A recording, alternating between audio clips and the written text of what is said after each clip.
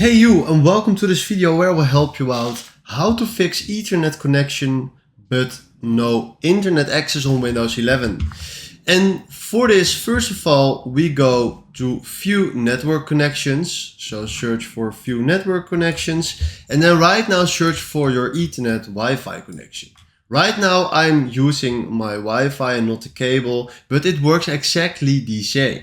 Because right now, if we right mouse click on this and we disable this, and then right now we enable this, he is restarting your connection with your Wi-Fi. So this works for your Wi-Fi, but this also works for your Ethernet, and then he's restarting your Wi-Fi connection.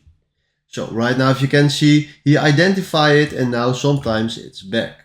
If it's still not working, then we click right mouse on this and then we go to Properties. Then right now, first of all, we go to the Internet Protocol, click on Properties and make sure that you are using Obtain an IP address automatically and Obtain DNS server address automatically. Then we do OK, then we do Close, and then right now, probably after solution 2, it will work. If it's still not working, then we go to it again, Properties, then we go to the Internet Protocol version 4, Properties, and then select use the following DNS server address, and then do 8888, then here 8844, then do OK, then do Close, and hopefully, probably right now, it's working.